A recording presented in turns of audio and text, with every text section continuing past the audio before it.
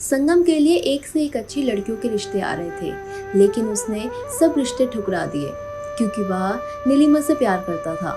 नीलिमा बिन माँ की बेटी थी, पर उसकी शादीशुदा बड़ी बहन थी और भाई भाभी थे। उसके पापा बाहर रहते थे। संगम की माँ रेखा इस रिश्ते से बिल्कुल खुश नहीं थी, क्योंकि उनको लगता था कि बिन माँ की बेटी कोई काम ढंग से नहीं कर सकती और लव मैरिज करने वाली लड़कियां बहुत खराब होती हैं। संगम ने समझाया कि वह बिन माँ की बेटी है, उसे माँ की कमी खलती है। तुम माँ बन जाना, वह बेटी बन जाएगी। लेकिन रेखा तो उसे अपनाने को तैयार न थी और बोली, कर लो शादी जिद करके, मैं कभी नहीं अपनाऊंगी उसे। संगम को लगा माँ गुस्से में बोल रही है, शादी के बाद सब ठीक हो जाएगा। खैर, दोनों की शादी हो गई। नीलिमा और संगम आपस में बहुत खुश थे, लेकिन रेखा उससे सीधे मुंह बात तक नहीं करती थी। हालांकि नीलिमा बहुत गुणवान थी, सब घर का काम संभाल लेती और आने जाने वालों की इज्जत करती थी। शादी के बाद नीलिमा के भाई भाभी ने उसे कभी आने के लिए नहीं कहा और अपने पापा से वह फोन पर बात कर लेती थी। अब नीलिमा का ससुराल ही उसका मायका था, लेकिन सास ने माँ वाला व्यवहार नहीं किया। नीलिमा नए नए पकवान बनाकर कभी मजाक करके अपनी सास के करीब जाने की कोशिश करती, लेकिन रेखा कभी खुश नहीं हुई। वहीं रेखा का मायका अभी भी संपन्न था और उसी शहर में था। रेखा के मायके से जब कोई आता तो नीलिमा पूरे दिल से उसकी सेवा करती, पर रेखा फिर भी नीलिमा से खुश नहीं हुई।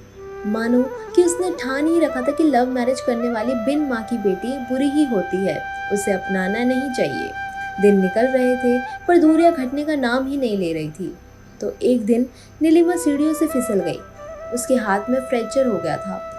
वह ज़्यादा काम भी नहीं कर सकती थी। अब नीलिमा सिर्फ आराम करती थी और एक हाथ से थोड़ा बहुत कोई काम होता तो वह कर लेती थी। रेखा ने सोचा, नीलिमा को मायके भेज देते हैं, अब इस उम्र में काम क्यों करना। उसके भाई भाभी भी ऐसे हैं कि लेकर नहीं जाते। तो उसने अपने भाई को फ़ोन लगाकर ये सब बताया। तो रेखा के भाई ने कहा कि नीलिमा को मायके क्यों भेजना, तुम ही यहाँ आ जाओ, काफ़ी समय से मिली भी नहीं हो, माँ से मिलना भी हो जाएगा और रहना भी।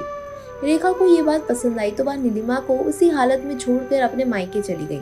काफ़ी महीने से वह अपनी माँ से नहीं मिली थी।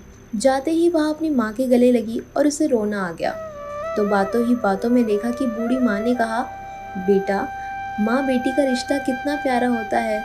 कितने दिन बाद मिले हैं हम दोनों के ही आंसू नहीं रुक रहे हैं। बेचारी तेरी बहू के बारे में सोचती हूँ, बिन माँ की कैसी रही होगी। माँ की इस बात ने रेखा को झंझोड़ दिया और उसने सोचा कि जब मैं मेरी माँ से कुछ महीनों तक नहीं मिली तो कितनी उदास हो गई, और नीलिमा की तो माँ भी नहीं है, उससे माँ की कमी कितनी खलती होगी।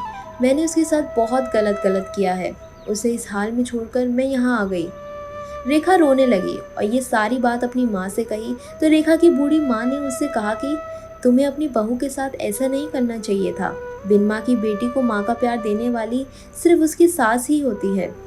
बिन देरी किए रेखा ने अपने सामान उठाया और वापस अपने घर आ गई और अपनी बहू नीलिमा को गले से लगा लिया और बोली, बेटा, मुझे माफ़ कर दे, तुझे माँ की ज़रूरत थी, लेकिन मैं तो एक अच्छी सास भी नहीं बन सकी। आज से तेरा ससुराल ही तेरा मायका है। नीलिमा को तो मानो सारी दुनिया मिल गई थी, उसे यही चाहिए था। उसका एक खुशहाल परिवार का सपना पूरा हो गया था। तो दोस्तों, हम आपको बताना चाहते हैं कि सास और बहू दोनों चाहे तो ससुराल ही मायका बन जाता है। Thanks for watching.